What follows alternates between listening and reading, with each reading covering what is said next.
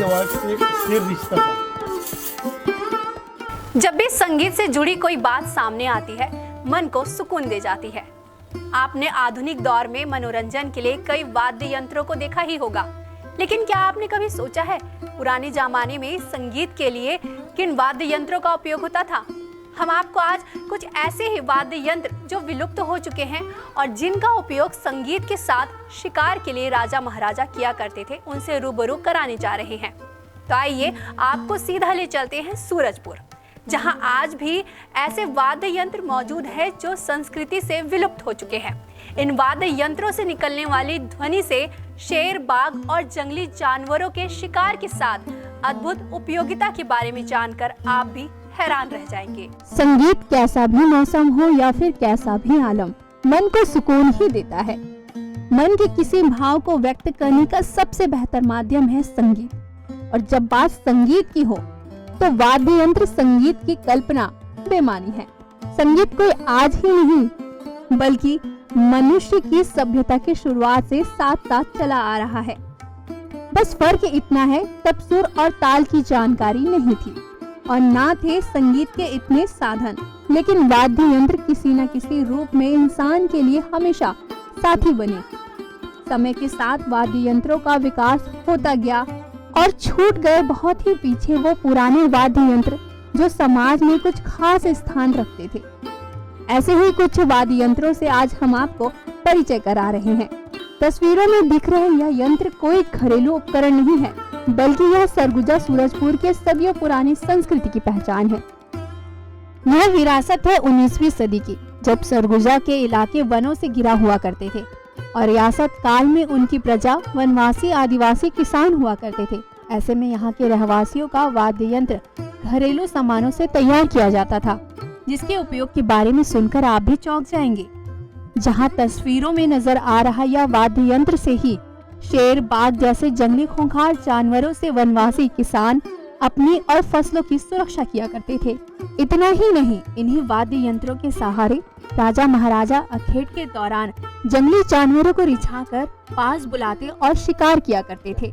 यहाँ के वाद्य यंत्रों की बात की जाए तो यहाँ के वाद्य यंत्र में ये क्षमता हुआ करती थी कि वाद्य यंत्रों की आवाज को सुनकर शेर जैसे जंगली जानवर दूर भागा करते थे और वाद्य यंत्रों की आवाज सुन के शेर जैसे जंगली जानवर रिझ के आया करते थे।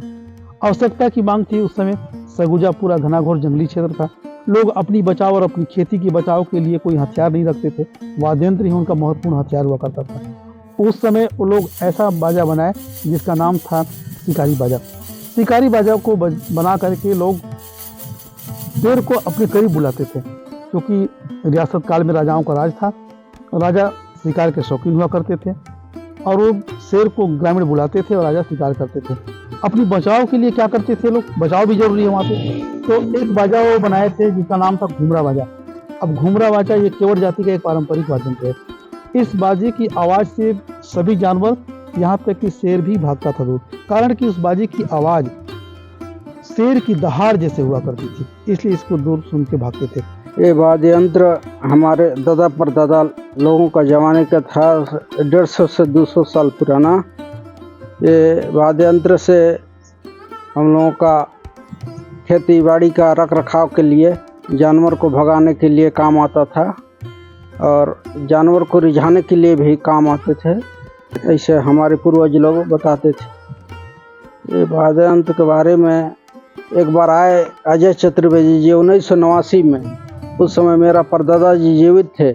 उनसे बातचीत हुआ कि इतना घना घोर जंगल में कैसे आप रहते हैं, तो बोले मेरे पास ऐसा ऐसा वाद्य यंत्र है जिससे बजा के जानवरों को भगा सकते हैं और इसी वाद्य यंत्र से बजा के बुला भी सकते हैं। राजा महाराजा इसी वाद्य यंत्र से गांव में हका भी करते थे जानवरों को मारने के लिए। सरगुजा सूरजपुर की संस्कृति में ये वाद्य यंत्र सैकड़ों साल पहले एक हथियार के रूप में उपयोग किया करते थे। वहीं बदलते दौर में जन जागरूकता के लिए इन विलुप्त होते वाद्य यंत्रों ने अहम भूमिका निभाई है। पद्मश्री माता राजमोहिनी देवी ने भी आदिवासी बाहुल्य सरगुजा से इन्हीं वाद्य यंत्रों के सहारे शराब और नशे के खिलाफ जागरूकता अभियान की शुरुआत की थी। ऐसे में आधुनिक दौर में विलुप्त हुए इस वाद्य यंत्रों को शोधकर्ता डॉक्टर अजय चतुर्वेदी पिछले 1 दशक से दूर दराज जंगल पहाड़ों में आज भी बसे ग्रामीणों के बीच पहुंचकर प्राचीन वाद्य यंत्रों को संग्रहित कर आधुनिक युग में सरगुजा की संस्कृति को जिंदा रखने की मुहिम चला रहे हैं, जहां अब तक 70 से अधिक दुर्लभ और विलुप्त हो चुके वाद्य यंत्रों का संग्रहण कर चुके हैं। सरगुजा संभाग के अंतर्गत में लगभग 1989 से वाद्य यंत्रों को मैं खोज कर रहा हूं और अब तक मेरे खोज के दौरान 70 में लोकवाद्य खोज चुका हूं, जो कि विलुप्त हो गए या विलुप्त होने के कगार पे हैं। आज महती आ सकता है कि इनको बचाया जाए। इतना ही नहीं, राष्ट्रीय और अंतर्राष्ट्रीय स्तर पर इन वाद्य यंत्रों की प्रस्तुति दे चुके शोधकर्ता अजय चतुर्वेदी का मानना है कि छत्तीसगढ़ के सभी ब्लॉकों में हमारी संस्कृति की निशानियों को संजोए रखने के लिए एक संग्रहालय बनाना चाहिए, जिससे नई पीढ़ियों को हमारे प्राचीन संस्कृति की अहमियत और इन वाद्य यंत्रों के पीछे के वैज्ञानिक पद्धतियों का पता चल सके। आज की समय में महत्वपूर्ण आवश्यकता है कि इन जो आदिवासियों के जो पारंपरिक वाद्य यंत्र हैं, पूर्वजों की निशानी, उनको बचा कर रखा जाए। बचाने की महती आवश्यकता है, क्योंकि ये बचेंगे, हमारी संस्कृति बचेगी, क्योंकि ये कोई और नहीं है, हमारे सरगुजा के नाम के साथ जुड़े हुए वाद्य यंत्र हैं, इन्हें बचाने की आवश्यकता है। ये वाद्य यंत्र हमारे दादा परदादा लोग के ज़माने के हैं, 100-200 साल से हमारे यहाँ रखे हुए हैं। इस वाद्य यंत्र से हमारे फसलों की रक्षा के लिए उपयोग किया जाता था और मनोरंजन के लिए भी। जंगली जानवर जो हैं, शेर, भालू, बाघ, चीता, हिरण को भगाने के लिए, और ये वाद्य यंत्र को रख रखाव के लिए शासन प्रशासन सरकार की जिम्मा है। और हम लोग को आवेदन दिए थे, हमारे सूरजपुर में कलेक्टर साहब थे, उनको तो आए थे एक बार देखने, लेकिन इस बारे में कोई पहल नहीं किए। तो इसको रख रखाव के लिए शासन प्रशासन को उचित पहल करना चाहिए। और ये वाद्य यंत्र हम लोग अजय चतुर्वेदी जी के साथ गांव-गांव घूम के इकट्ठा किए हुए हैं। सूरजपुर के वनांचल बाहुल्य क्षेत्र की सदियों पुरानी संस्कृति की निशानी को संजोए रखने और संग्रहण करने की मुहिम जहां एक शोधकर्ता विख्याता ने संभाल रखी है, वहीं मामला प्रशासन के संज्ञान में आने के बाद कलेक्टर रोहित व्यास ने आदिवासी विभाग और जिला पंचायत सीईओ को वाद्य यंत्र से संबंधित जानकारी एकत्रित करने के लिए निर्देशित किया है। अब प्रशासन रिपोर्ट तैयार कर इन वाद्य यंत्रों को रायपुर म्यूजियम में रखने की तैयारी में जुटा हुआ है। हमको सूचना मिली थी कि कुछ हमारे जिले में 2 से 4 की संख्या में पुराने वाद्य यंत्र रखे हुए हैं, तो इसका परीक्षण करने के लिए और इसका एक रिपोर्ट बनाने के लिए एसी ट्राइबल और जनपद सीओ को निर्देशित किया गया है।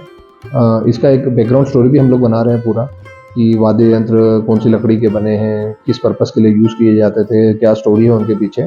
और फिर हम ये रायपुर में प्रयास करेंगे कि रायपुर के म्यूजियम में इनको भेजा जा सके पूरी स्टोरी के साथ उनकी, ताकि वो उनको संरक्षित किया जा सके।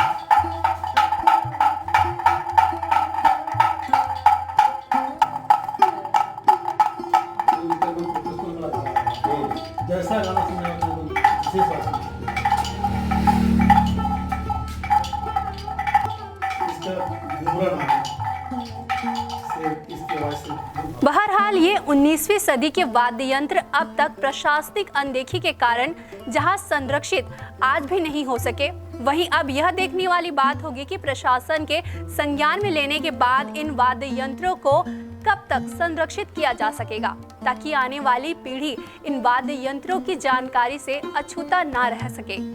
यह रिपोर्ट हमने भेजी थी सूरजपुर के एजाज अहमद ने। मैं हूँ रंजना। अब मुझे दीजिए इजाजत और आप बने रहिए इंडिया टाउन न्यूज़ के साथ। नमस्कार।